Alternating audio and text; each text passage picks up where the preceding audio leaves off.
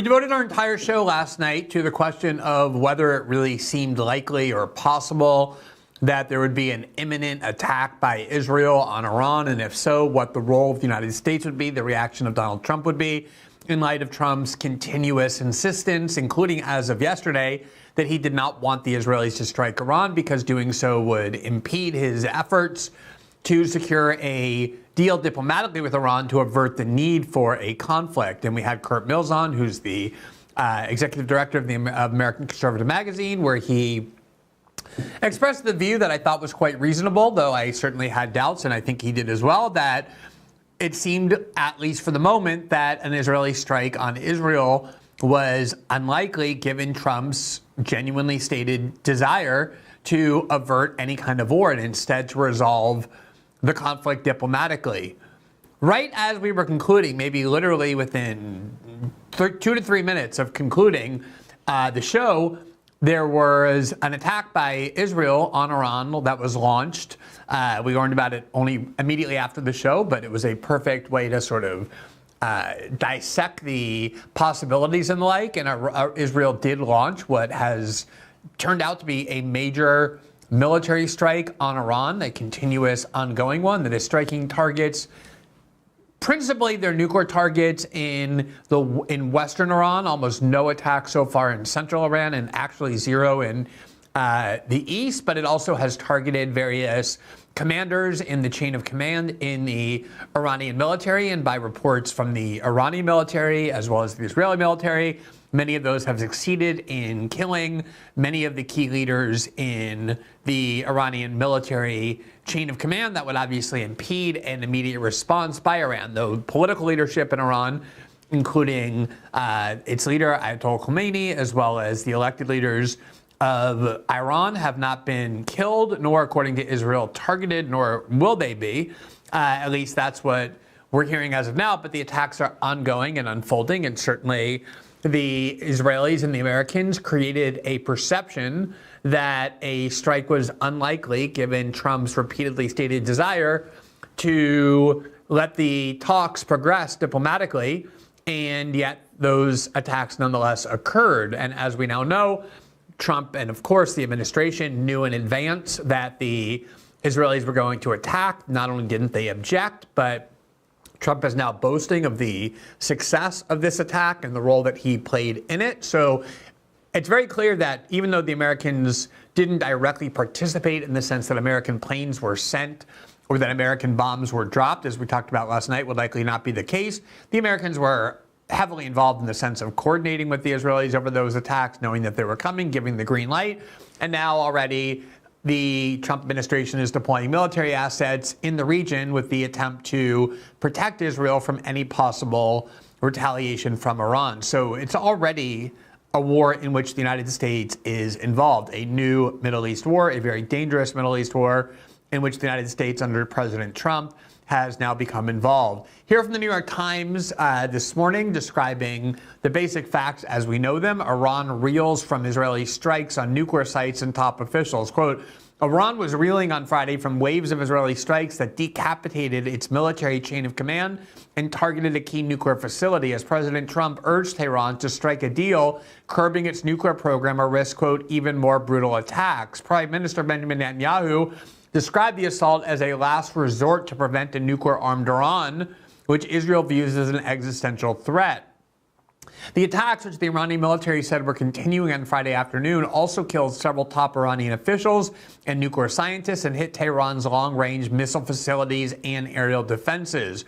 Mr. Trump, whose administration has been holding nuclear talks with Iranian officials, said on Friday that Tehran, quote, might make a deal or must make a deal before there is nothing left. That's what Trump said this morning. Iran must make a deal before there is nothing left. For years, Israel fought Iran's proxy forces across the Middle East, and more recently, it has exchanged volleys of strikes with Iran. Yet Friday's strikes, for the first time, it successfully hit Tehran's nuclear facilities, including Iran's main nuclear enrichment facility at Natanz, which an Israeli military spokesman had said suffered, quote, significant damage. Iran's supreme leader, Ayatollah Ali Khamenei, said that Israel, quote, should anticipate a harsh punishment.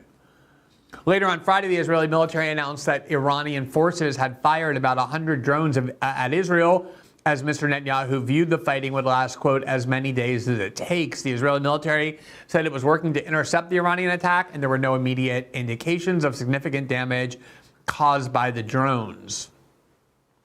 Now, the news of the Israeli strike last night brought a lot of speculation about the role that Donald Trump had played in this, if any. And a lot of people, including his most ardent defenders, were eager to exonerate him from the responsibility that he now clearly has for having encouraged or permitted or even helped initiate a new war in the Middle East, something that Trump repeatedly said he was so proud of in his first term, that he was the first president in decades not to involve the U.S. in a new war. And a lot of people are trying to suggest that this is some sort of embarrassment, because Trump did say yesterday publicly, I don't want the Israelis attacking Iran now, because I want these diplomatic talks to continue, including one that had been scheduled and confirmed on Sunday in Oman, which is the sixth round of talks. So Trump publicly postured as if he would oppose any sort of Israeli strike. But it is utterly inconceivable that Israel would have struck Iran without getting the green light from the Trump administration for so many reasons, including the fact that had they done so, Trump would have a million different ways to punish them, using all the leverage that the United States has in terms of what it provides to Israel monetarily and militarily and politically and diplomatically. But also, the Israelis need and are already relying upon the U.S. military to protect itself from any possible Iranian retaliation. And the idea that they would have done this without Trump's green light seemed immediately and intuitively absurd that they might do so. And since then, Trump has issued a series of statements that strongly suggest that he not only knew about it, but approved of the strikes and wants to even take credit for what's being depicted as the success of the first wave of strikes. Here he is early this morning on Truth Social, quote, I gave Iran a chance after chance to make a deal. I told them in the strongest of words to, quote, just do it. But no matter how hard they tried, no matter how close they got, they just couldn't get it done. I told them it would be much worse than anything they know, anticipated, or were told, that the United States makes the best and most lethal military equipment anywhere in the world by far, and that Israel has a lot of it and much more to come, and they know how to use it.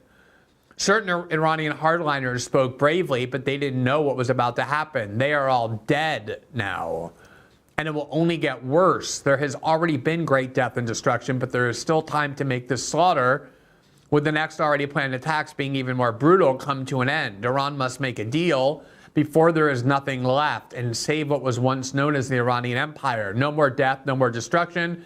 Just do it because it is too late. God bless you all. Not really sure what that even means at this point.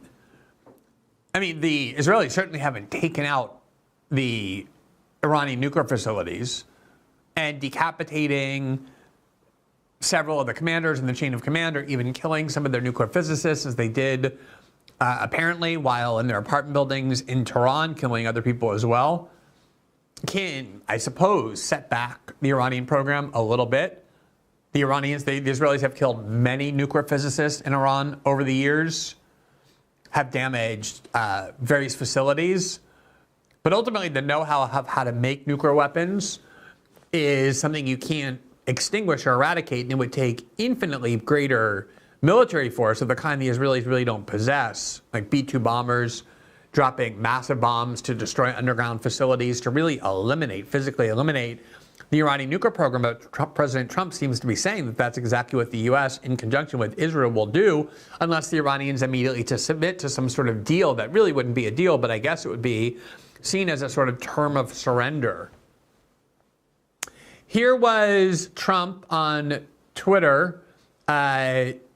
Actually, this was Trump on Twitter back in 2012, when there was rising tension between the U.S. under President Obama and Iran. And here's what President Trump had to say, in being highly critical of Obama and the likelihood of what would happen as a result of his deficiencies. Our president will start a war with Iran because he has absolutely no ability to negotiate. He's weak and he's ineffective. All right, so if what actually happened there was that Obama did reach a deal with Iran that averted the need for a military conflict. By all accounts, including the U.S. intelligence community's own assessments, Iran was complying with the deal. It was very difficult for them not to comply with that deal. There was surveillance everywhere. There were inspectors all over the place. And they were not enriching uranium past the point where the Iran deal permitted them to enrich. That deal was in place, had averted a conflict, by all accounts, had averted any ability or pursuit of nuclear weapons on the part of Iran. And that was something President Trump in 2016 ran on a campaign of nullifying that agreement. In 2018 or 2017, he withdrew the United States from that deal, and that's why there's been no deal ever since. Here was CNN's Dana Bash speaking this morning about a conversation she had with Trump about all of this. She said, quote, "I just spoke with President Donald Trump on the phone. The president told me that the U.S. supports Israel." Of course, as always, the U.S. supports Israel, and called the strikes on Iran last night, quote, "a very successful attack." Quote, "We of course support Israel, obviously, and supported it like nobody has ever supported it," Trump said during our brief phone call. Quote, "Iran should have listened to me when I said, I gave them, I don't know if you know, but I gave them a 60-day warning, and today is day 61, he added. They should now come to the table to make a deal before it's too late. It will be too late for them. The people I was dealing with are dead. The hardliners," the president said. He would not specify which people he was referring to. Asked if last night was if this was a result of Israel's attack last night, Trump responded sarcastically, quote, "They didn't die of the flu. They didn't die of COVID," meaning, of course, they died because the Israelis killed them. And Trump is not just approving it after the fact. He's making very clear that he played a key role in approving the deal beforehand, that he supports the deal. He's even taking credit by saying, "I gave them a 60-day window to get a deal done. They didn't get a deal done. So on the 61st day, look what we did to them." And it's another war where the United States is working in conjunction with Israel, another war that the United States started against a major enemy of Israel. Now, there's a lot of celebration taking place, a lot of kind of triumphant rhetoric suggesting that, Iran has already lost, the Israelis and the United States have already won. It reminds me a lot of the kind of rhetoric we heard in the first 10 days of the invasion of Iraq, when the regime fell very quickly. Saddam Hussein and his top aides and family went into hiding. The regime kind of just disintegrated. And we were told we won the war. In 10 days, all the people who supported the war mocked those who were concerned about a protracted conflict, that they were proven wrong, that the war had already been won. And that's the kind of thing that this rhetoric is reminding me of a great deal. We'll see what the Iranian response is, what kind of response they're able to mount to. It's possible maybe they won't be able to mount much of a response. But it's certainly possible that they will, that this is not just a 3 or 4 day bombing exercise, but something that instead will turn into an escalatory conflict that will subsume the Israelis and the United States military into a protracted conflict, the results of which are practically impossible to predict. That's what has always made this war so dangerous. And if you thought you were getting some sort of anti-interventionist or anti-war posture, you already had the Trump administration greenlighting the unraveling of the ceasefire deal in Gaza, the devastation of Gaza, which is ongoing, the resumption of President Biden's bombing campaign in Yemen that killed a lot of people, but that ultimately achieved nothing, which is why Trump ended it. And now you have the main war that the Israelis have always wanted, the United States fighting alongside with them, which is the war against Iran that the Israelis now have as well. There's all sorts of ways that this could escalate, and even if it doesn't, the instability already created is something that everybody ought to be deeply concerned about, to put that mildly.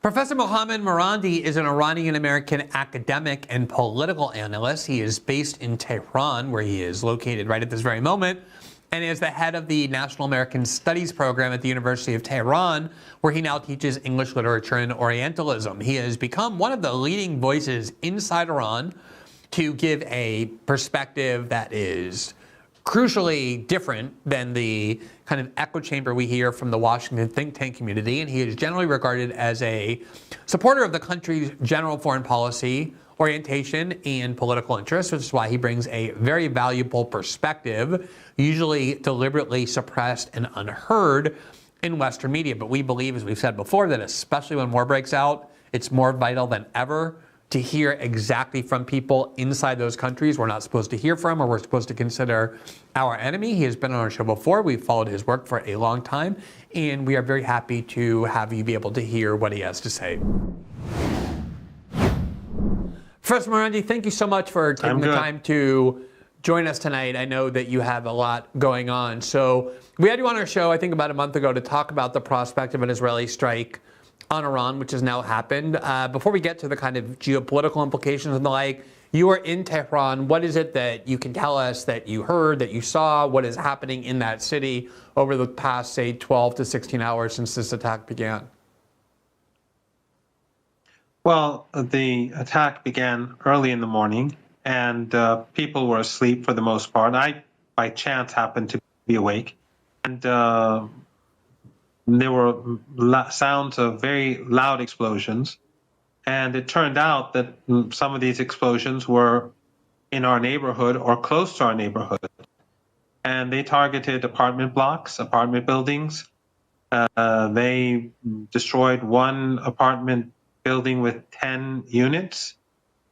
And children were thrown out of the windows and onto the streets. Women were murdered. Neighbors of targets were killed. Family members of targets were killed. It was stunning, and people here are outraged. And then, of course, the fighting. People heard the news about the fighting and about the airstrikes being carried out across the country, and we are where we are right now. Commanders were murdered. In the eyes of Iranians, they're martyrs, and they've been quickly replaced, and they're regrouping. We expect that the Iranian retaliation would begin possibly in the coming hours. I want to get to that retaliation in a second, but before I do, one of the theories that I've heard for the last several weeks is that this whole notion that there's some kind of rift between Netanyahu and Trump is theater, that it's artificial, that it's not real, that the purpose of that, as well as Trump's optimistic claims about the progress of negotiations with Iran, was all kind of a ruse to lure the Iranians into a false sense of security, not really being on high alert. Is that something you believe? And if so, either way, did it work? Was Iran taken a little bit by surprise by this attack? I don't think many people believe that there's any divide between the United States and the Israeli regime. They're close partners. Regardless of Trump personally thinks about Netanyahu, that's something different and open to speculation, but I don't think that will have any real impact on, and I don't think people here think there's any real impact on the relationship, the strategic relationship between the regime and Tel Aviv and Washington. As far as I know, the Iranians were prepared for an attack. They were waiting for attack. What did I think, and I'm speculating to be very clear, I think they did not expect the Israelis to senior officials, whether military or civilian. I think the expectation was that they would strike military targets or possibly the nuclear program, but not go so far. And that is why I think that we had these assassinations succeed. But we have to remember that the Iranians are very much alone. This is the NATO behind Israel, countries across the region, they're with NATO, they're either member states or they're allied to the United States. So right now, U.S. bases in Turkey, in the Emirates, in Qatar, in Bahrain, they're all being used to help the Israeli regime, whether for defensive purposes or offensive purposes. And their space to Jordan and Syria is open to the regime and the Americans. So it's very difficult for for Iran to fight such a battle. But Glenn, the fact is that this is all about Palestine. It has nothing to do really with the Iranian nuclear program. If Iran had a policy towards the Palestinian issue like Turkey or the Emirates or Saudi Arabia or Egypt, the United States would have nothing to do with Iran. But the problem is that Iran refuses to accept an ethno-supremacist regime in Palestine, and Iran continues to support the Palestinian cause. And that is something that is completely unacceptable to the United States and, of course, Iran's independent foreign policy in general, which came about after the revolution, where decisions in Iran are made in Tehran. There are other reasons too, the revolution itself and the role that the United States played with the Shah and the embassy takeover and all that. But I think it's clear that the divide between Iran and the United States has to do more about the Israeli regime and what it's doing to the Palestinian people than anything else. And therefore, whether there is a nuclear agreement or not, I don't think that the United States is going to ever accept Iran. And also under Trump, under Obama, the nuclear deal was constantly violated. Trump tore up the deal. The Europeans ignored the deal. And it was only Iran that was abiding by its commitments. And now with Trump in power, as he's constantly flip-flopping and changing his position, even Witkoff on one day talking about accepting uranium enrichment at lower percentages, and then he shifted his position completely. With all these shifts taking place in in the White House, whether with regards to the ceasefire in Gaza or the trade war or Iran or Ukraine or elsewhere, it's really impossible to have a deal with the United States. And even if we do have a deal, who's to say that Trump won't wake up the next morning and post something on Truth Social saying, I don't accept this deal, the Iranians the deal, or they cheated me, or they did this. And then the Europeans would say, yes, whatever you say, we follow the leader. We already see that the Israelis, after they attacked Iran, the Europeans are condemning Iran. The French are saying Israel has the right to defend itself. The Germans are accusing Iran of attacking the Israeli regime, whereas Iran hasn't done anything yet. Oh, those drones that they talk about, there were no drones fired from Iran. But in any case, the regime initiated this. The Israeli regime is attacking Iranian nuclear installations. It's killing civilians, but Iran is to blame. So how can Iran have an agreement with such countries, such governments? All right, so that all makes sense. So then the question then becomes, where are we in terms of this conflict? There's a lot of triumphalist rhetoric, of course, coming from Israel and the United States, like there was the last time that Israel struck. We took out so many of their air defenses, but also their ballistic missile capabilities. If you look at where the strikes actually happened, most of them seem to have happened in the west of Iran, very few in central Iran, and almost none in the east. So the question that I have is, the Iranians are vowing a serious retaliatory response commensurate with the attack itself. What is Iran's real capability, do you think, at this point, to strike Israel in a meaningful way? Well, after all, the Israelis have the support of the collective West, and it launched a war against Iran, and they have killed people and they've damaged Iranian assets. A lot of it, though, is misinformation and disinformation, and some of the images that people are seeing online are fake, or they're from somewhere else, or they're AI, but some of them are real. And that's what happens in war, especially when one side suddenly in war and aggression. Iran does have a very powerful deterrence, and that is its missile program and its drone program.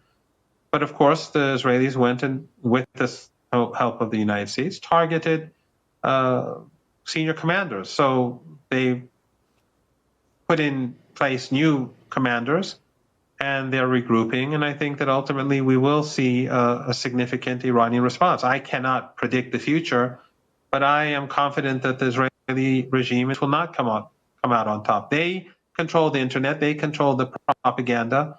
But we have to remember what happened in Yemen. the White House said, and the Pentagon or the Secretary of Defense said that they're going to defeat these the Houthis, as they like to call them, or Ansar Allah, and the Yemeni armed forces. And after a month, we saw they failed. And it was the United States that effectively capitulated. So I think that Iran will start. That doesn't mean the war will end, because Netanyahu needs a war. But this is going to get messy. But if the big question is, do the Americans get involved? If the Americans start striking Iran, then Glenn, I think we're going to have a global economic catastrophe, because those tiny Arab family dictatorships in the Persian Gulf, they host American bases. Iranians will see them as complicit. And if Iran strikes them for being complicit, they'll be swept away in days, if not hours. And that would lead to a global economic meltdown, because the price of oil and gas will go through the roof. So hopefully Trump will be sane enough to stay out of this. Although he is involved, he's deeply involved, but not to go further. I don't know how Iran is going to treat the United States for what it is doing now, or how it is going to treat other entities that are complicit.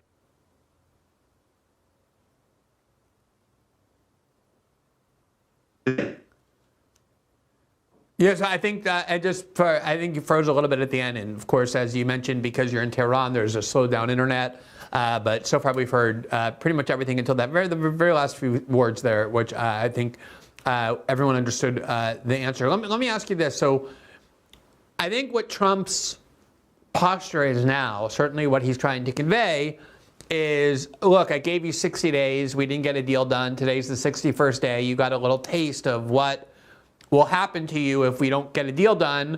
So now what you ought to do is sign a deal. And I think that, that's something we talked about last night, even before this attack happened, which is the whole time the position of Witkoff and the Trump administration was, yeah, of course, Iran needs to have the right to have low levels of enrichment for a nuclear energy program. And at some point, the rhetoric changed for Trump of saying they can't have enrichment at all, and sort of said, oh, the Iranians, something happened to them. They changed. Something got into them, as though that was something Iran had originally agreed to do or something. I'm not sure Trump even understood the enrichment issue, or if he did, he got convinced that Iran shouldn't have any enrichment, was never going to be a deal.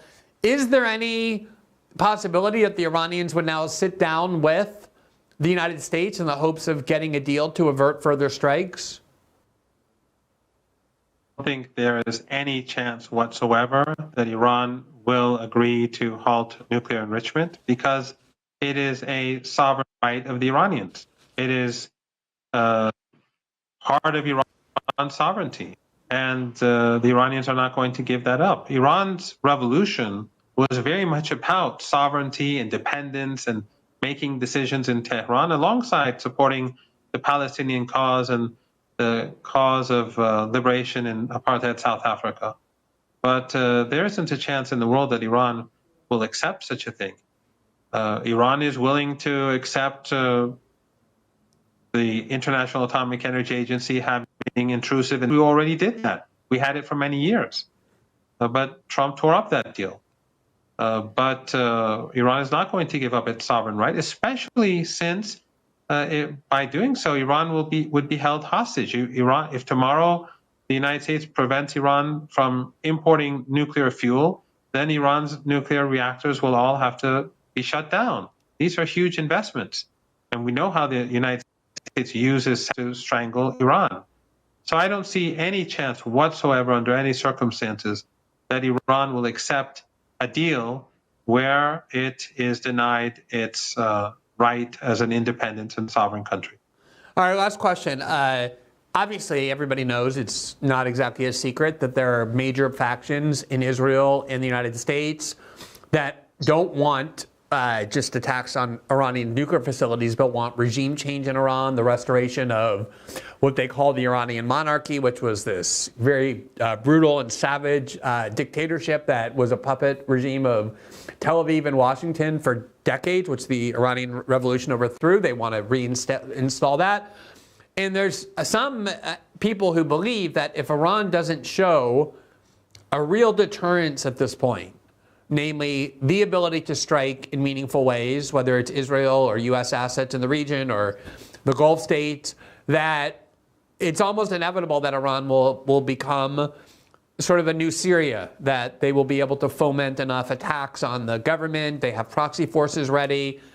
Is that something you believe is a real possibility, especially in the event that Iran isn't able to mount a real response? I think Iran will mount a very real response. As a part of being, it has created its own military industry. It's developed itself in high-tech fields. It's in the region the most technologically developed country, using its own indigenous technology. I think that they will be able to hit back very hard.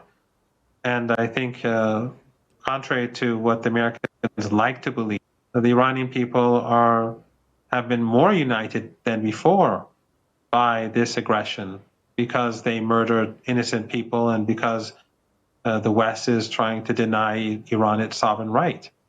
What they are in fact doing is making the Iranian people more demanding of the government to retaliate. And so right now the expectation in Iran is that the armed forces hit the Israelis very hard.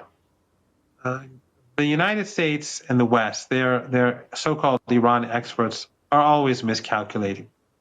They hire like-minded people or these Iranians who say what needs to be said in their think tanks, or they hire them for media and they repeat the narratives of the West. And then these people get money, and then they give money to those politicians to participate in their programs. And everyone is saying the same thing, and it's well funded, and people have a good standard of living as a result. But it creates a very misleading picture of Iran in the United States, just as it does about Russia and other countries. Push a little bit harder, Iran will collapse. They've been saying that for decades. The narrative hasn't changed, but what I think is going to happen is it's going to create credibility, in fact, towards the West, especially after the Iranians have witnessed 20 months of genocide in Gaza. Well, that's the reason I think it's more important than ever, especially once there's an actual war, to hear from people inside the country we're supposed to hate, because otherwise we do fall victim to that very deliberately and lucratively constructed information bubble that's designed to create disinformation. That's why I'm really grateful for the opportunity to be able to speak with you. We'd love to have you back on as things develop, and please stay safe as well. Thank you. Always an honor. Thank you. Appreciate it.